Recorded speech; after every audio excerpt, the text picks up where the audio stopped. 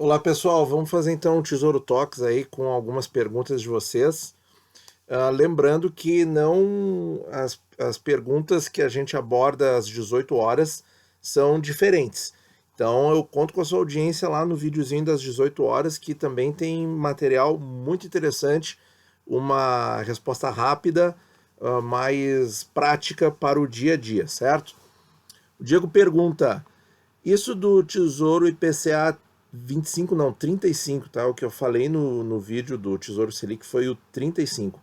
Perder 40% pode ocorrer nos dias de hoje. Eu falei o quê? Eu falei do caso em 2013, que o Tesouro IPCA 2035 perdeu mais de 40%. E dependendo do dia que você comprou e tal, você podia ver ali no extrato do Tesouro uma perda de rentabilidade de 50%.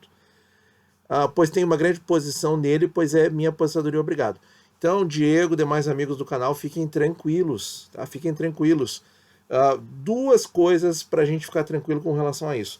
A primeira é que na data do vencimento você vai receber a rentabilidade contratada, certo?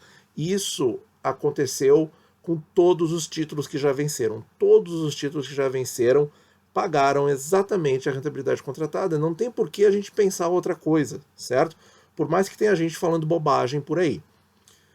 E a outra questão é a seguinte: agora, do ponto de vista assim, mais de macroeconômico e de projeções, é que o que aconteceu lá em 2013? A taxa Selic ela foi baixada no cabresto, foi baixada à força com a inflação no teto da meta, levemente passando o teto da meta ali, encostando o teto da meta nos últimos meses ali e semestres, lá em 2013. Então é uma situação completamente diferente hoje. A inflação é IPCA mesmo, é IPCA, não é IGPM, certo? Porque existe essa questão, né? O IGPM está alto, sim, está alto, mas quanto que vai transmitir e quando vai transmitir para o Tesouro, para o IPCA, para o índice de inflação IPCA? Então isso é uma questão que está em aberto. Então assim, e aí o que aconteceu? Como a Selic foi baixada em 2013 no cabresto, em seguidinha ela voltou a subir, eu mostrei no vídeo, ela ficou 4 reuniões só em 7,25. Não houve como. Isso refletiu nas taxas do Tesouro Selic, é uma análise muito bacana, dá uma olhada no vídeo completo. Mas e o que aconteceu? Durante o ano de 2013 ela subiu para 11%, ficou mais umas 3, 4 reuniões de 11% e depois disparou para 14,25%. Quer dizer, então, enquanto a Selic dobra nessa proporção assim, ficou praticamente um ano e meio subindo sem parar, aconteceu isso, né? O título se desvalorizou. Agora isso vai acontecer em 2020, em 2020 não tem como. 2021 não tem como.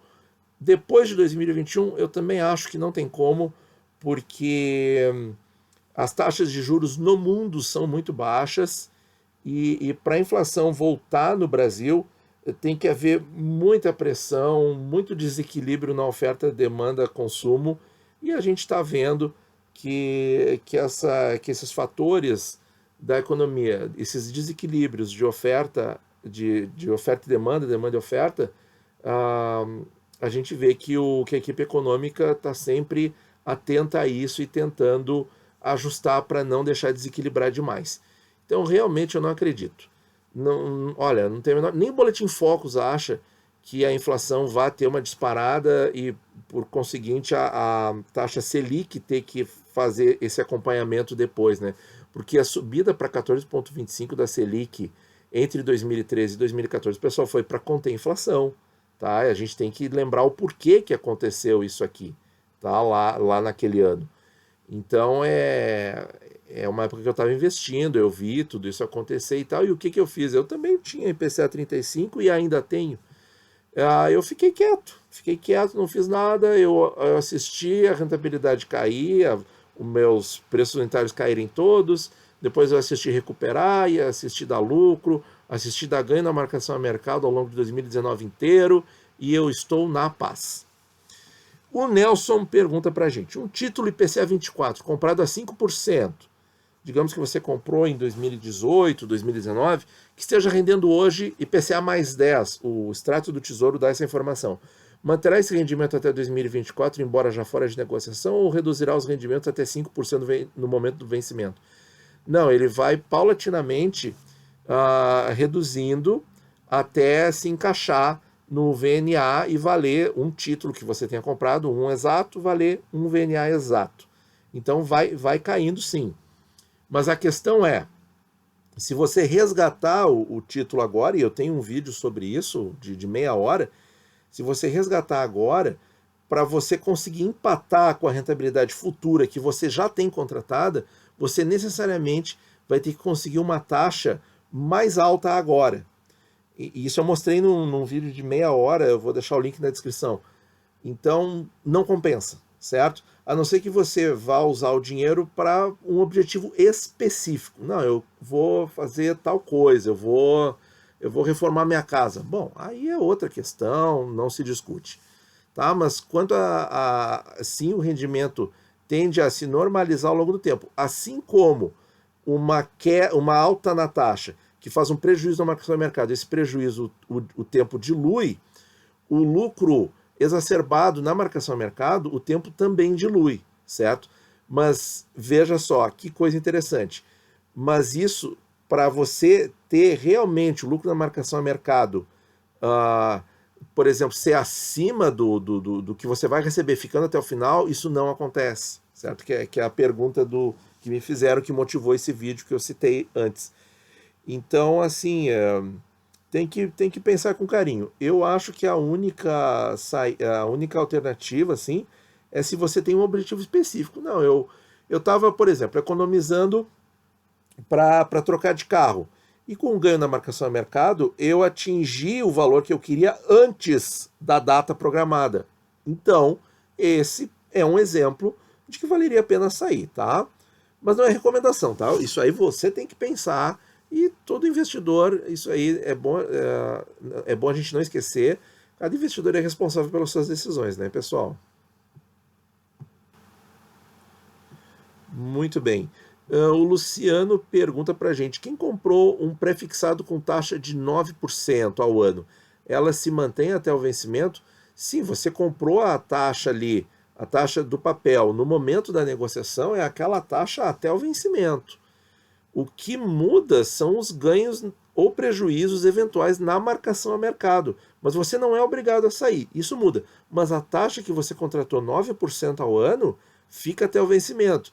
E já dou aqui de antemão meus parabéns se você conseguiu comprar algum prefixado a 9% no momento ali em março, porque é uma taxa excelente, tá?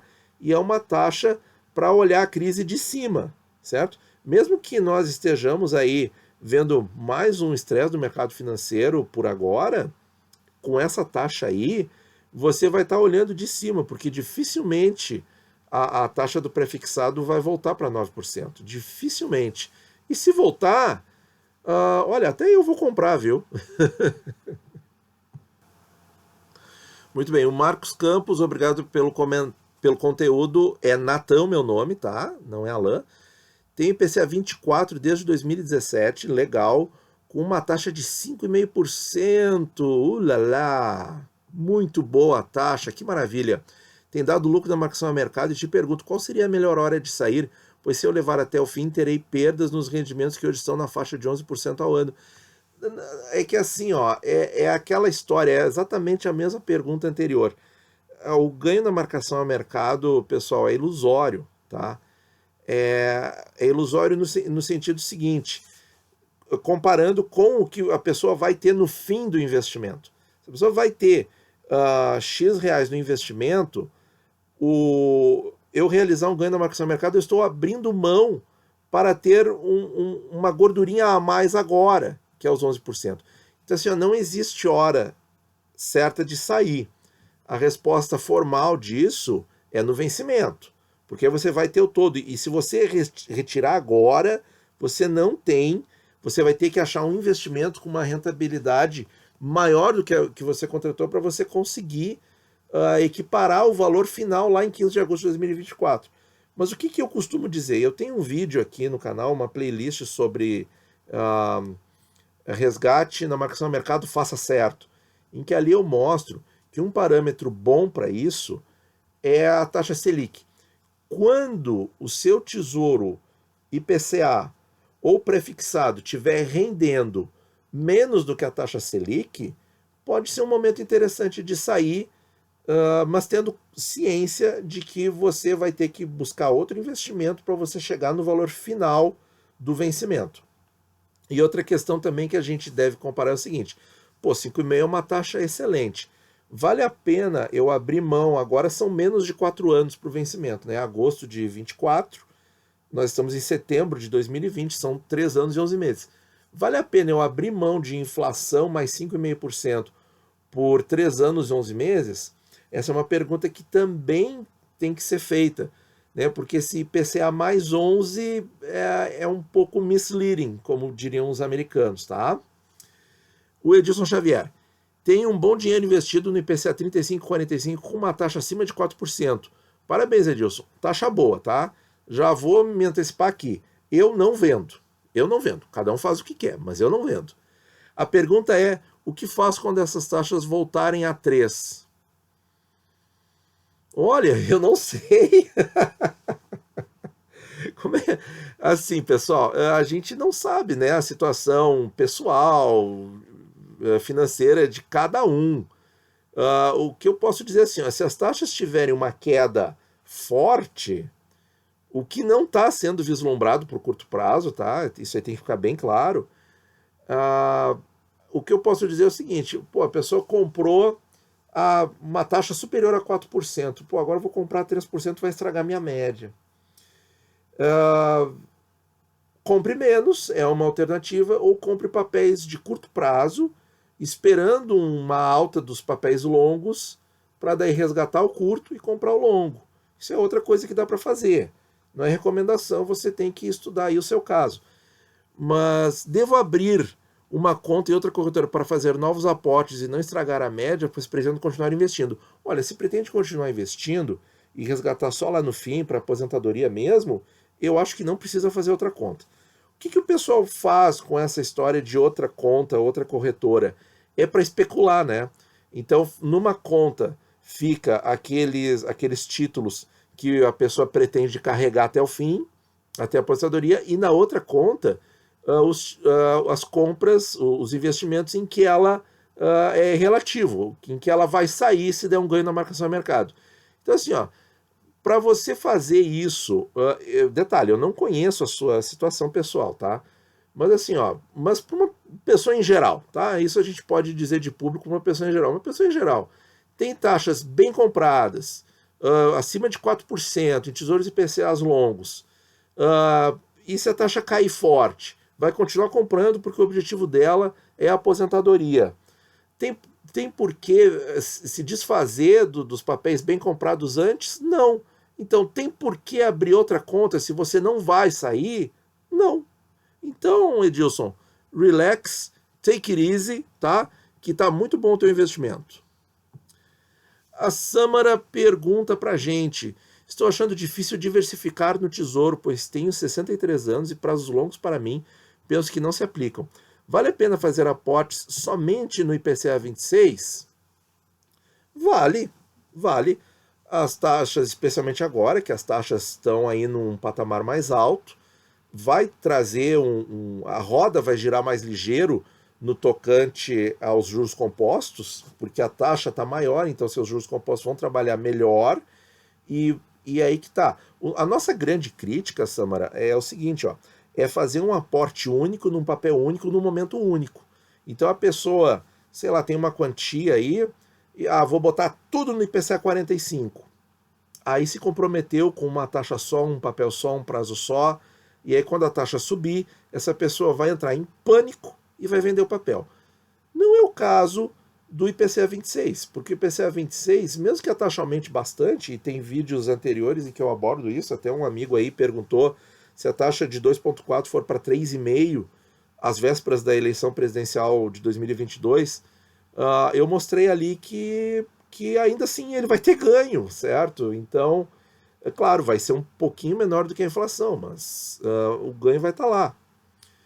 Então, assim, dá para fazer, ainda mais se você fizer o aporte sistemático, metódico, consistente, tendo a devida paciência para esperar aí os 5 anos e 11 meses, tranquilo, pode escolher esse único papel. Mas quais são os 3 papéis para segurança e prazo curto? Infelizmente, tenho que citar Tesouro Selic, né? E o Pré-23. Esses 3 papéis aí são bem tranquilos para curto prazo, tá? Vamos ver mais questões. O José Castellano tem uma pergunta aqui, que é um assunto assim que os canais sérios não abordam, tá? Porque assim, ó, é possível duplicar o investimento do Tesouro Direto em 2 anos? Meu primeiro pensamento foi assim, não. Mas a pergunta é possível. Ele não está perguntando se vai acontecer. Vai acontecer? Não, não vai. Agora, é possível? É possível. Por quê? Porque já aconteceu. Por exemplo, o Tesouro IPCA 2045, comprado a taxa de 6% em 2018, quando ele caiu até novembro de 19 para 2,89, ali ele mais do que dobrou. E foram menos de 2 anos. Então, sim, é possível, mas não vai acontecer. E esse tipo agora, porque a taxa teria que cair assim para. Eu não fiz essa conta, porque realmente não é uma coisa que eu pense ou que eu trabalhe pensando nesse tipo de ganho. Esse tipo de ganho muito história de conto de fadas, né? É coisa para enganar as pessoas. Então, assim, é possível, mas não vai acontecer. Não conte com isso. Não conte com isso em tesouro, não conte com isso em fundos imobiliários, em ações, em dólar. Não é o tipo de coisa que vai te ensinar, que vai te dar uma educação financeira, que vai te ensinar a ser um investidor de sucesso. Se você está vendo vídeos com esse tipo de conteúdo, acessando sites com esse tipo de informação na internet, salta fora, porque isso aí é para iludir as pessoas, tá? Aqui o Amutone, depois o Maurício gostaram aí da ideia. Cálculo da duration, não precisa calcular, gente. A duration você consulta lá no site da Ambima, a carteira do IMAB e a carteira do IRFM, que eles têm a duration lá em dias úteis, lá no cantinho direito da tabela, tá? E como é que faz na carteira? Na carteira, o Tesouro Selic vai contar como 0, tá? E os outros papéis vai ser na proporção que você tiver. Então é uma média aritmética ponderada. É simples assim, é uma média aritmética ponderada da carteira e de cada título consulta lá na Ambima, que não precisa queimar pestana fazendo conta. Bom, o Alcides pergunta pra gente, Natan, um possível ciclo de alta na Selic, né, derrubaria os valores aplicados agora? Sim, mas não somente aí que tá. Isso sim, mas aí é que eu vejo o seguinte: muitas vezes ocorrem movimentos paradoxais no mercado. Então, por exemplo, se o mercado está precificando uma alta da Selic, agora a gente tem certeza que está precificando uma alta da Selic para o segundo semestre de 2021. Então, se essa alta não acontecer e as condições macroeconômicas continuarem determinando que essa alta deve acontecer, quando a Selic subir nesse passo, né, 2 para 2,5 ou 2, 2,25, 2,5, não importa, o que importa é a data em que no segundo semestre esteja 2,5, então as taxas não subiriam. Porque as taxas estão subindo agora por estresse do mercado financeiro. Então vejam que não tem a ver com a Selic. Mas, e eu venho falando isso no canal já há bastante tempo, o que está determinando os humores das taxas não é mais a Selic, são os fatores, pandemia, dólar, teto fiscal do Brasil, compromisso com o gasto, rombo fiscal, é esse tipo de coisa que está determinando as taxas hoje. Mas assim, se a Selic, por exemplo, tiver uma disparada inesperada que o mercado não esteja precificando, aí sim. Aí sim. Mas uma alta por si só, se ela já é prevista, não vai mexer muito no preço, tá? Vai ficar tranquilo. Muito bem. O José Paulo sempre gostando dos nossos vídeos, muito obrigado.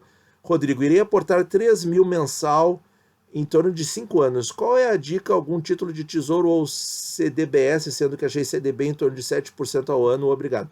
Cuidado, Rodrigo. Esse CDB em torno de 7% ao ano é uma taxa bem alta. Tem que ver se essa instituição bancária é realmente segura, tá? Porque o pessoal gosta de repetir que o FGC, o FGC, o FGC, mas a questão é, o FGC tem limite, o FGC ele está alocado em LFT, tá? E leva um tempo, e não é gostoso você investir num banco pequeno, ver ele quebrar, e você ter que esperar um tempo, que 1, 2, 3, 6 meses, 4 anos, já teve caso de 4 anos. Pô, né, eu não faço isso com meu dinheiro. E esse 7% aí é prefixado, CDB 7% ao ano é prefixado. Então assim, ó, qual a dica? Bom, cada investidor é responsável pelos investimentos que faz. Mas eu acho que o Tesouro IPCA 26 está muito bom, só que é um pouco mais do que 5 anos. E olha, o prefixado 26 acima de 7% eu acho excelente. Até para tentar uma especulaçãozinha na marcação a mercado. Mas isso aí, cada investidor é responsável pelo que faz. Certo? A gente não pode dar recomendação aqui. Mas dica, bom, esses três aí. IPCA 26, pré-26 e pré-23, que também está com alta nas taxas, também está interessante de entrar. Só que aí é menos que o seu prazo. Pessoal, vamos ver aqui mais perguntas. Essa história, o Rafael pergunta, essa história de que o Brasil, com esse excessivo endividamento, pode dar um calote nos títulos de pequeno investidor que compra Tesouro Direto, conversa, mas é claro que é conversa. Não tem nem que ver. O Tesouro nunca deu calote. O Tesouro Direto nunca deu calote. Eu não sei por que vocês ainda ouvem esse tipo de conversinha, tá? O que a gente teve lá com o Fernando Collor de Mello em 1990 foi com a caderneta de poupança. Aí se você comparar assim, o saldo da poupança, vamos dizer que hoje, 2020, é completamente diferente de 1990, né? Completamente diferente. Mas vamos dizer que isso vai acontecer. Na poupança, o saldo de depósitos é superior a 800 bilhões de reais. No Tesouro Direto, são 60 bilhões de reais. Se precisar dar calote em alguém ou fazer o que o Collor fez, vai fazer aonde, gente? Vai fazer aonde, né? Então, assim, ó, puxa vida, esquece isso. Leonardo, o déficit público não seria um componente que impeça a Selic de se manter nesse patamar no longo prazo e com isso obriga a subir os juros? Não necessariamente. Obrigar não tem como, né? Porque isso aí é decisão do Banco Central. Então, a princípio, nada obriga. Tanto que tem países que tomam decisões muito erradas e afundam, né? E nós temos 2 exemplos aqui na América Latina mesmo, tá? Eu não vou citar quais porque isso gera muito hater na internet. Mas a questão é a seguinte, o déficit público é aquilo que a gente está falando já há um bom tempo no canal. É a trajetória dos gastos. Tá, o gasto foi maior, mas tem motivo. Pandemia. Passou a pandemia, vai passar no futuro. Quando passar a pandemia, esses gastos têm que voltar a se reduzirem na relação. Qual é a relação? Relação dívida-PIB. A relação dívida-PIB caiu entre 2018 e 2019. Aumentou em 2020. Motivo? Pandemia. Resolvendo pandemia, essa trajetória tem que voltar a acontecer.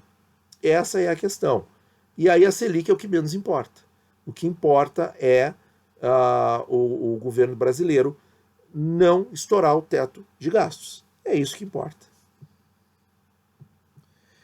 E o Antônio pergunta para a gente, qual o sentido de investir no Tesouro Direto por meio de 2 corretoras ou mais? É aquilo que eu falei para o outro amigo, é para especular. Numa corretora você mantém os investimentos que vai até o fim, para sua aposentadoria, para os seus projetos com data marcada, e na outra corretora, agora deu uma taxinha alta. vou tentar dar uma especulada, vou comprar aqui para vender há 2, 3 meses, ou para vender quando atingir a taxa tal, esse tipo de coisa. Por quê? Porque assim, ó, e se você compra, vamos supor, Tesouro IPCA 45 aí a 4,5%, e você tem compras aí a 3%, a 3,3%, 3,2%, se você comprá-lo agora, pensando em resgate na marcação do mercado, se você comprar e misturar com os antigos, você vai resgatar sempre os mais antigos primeiro. Aí lascou, né? Não consegue fazer a especulação do bem. Então, para isso, teria que ter outra corretora, para que esse título que você compre agora seja o primeiro da fila na hora do resgate. É essa a lógica. Tá certo, pessoal? Então aí, ó, 25 minutos. Não quero tomar demais o tempo de vocês. Muito obrigado por ouvir e bons investimentos a todos.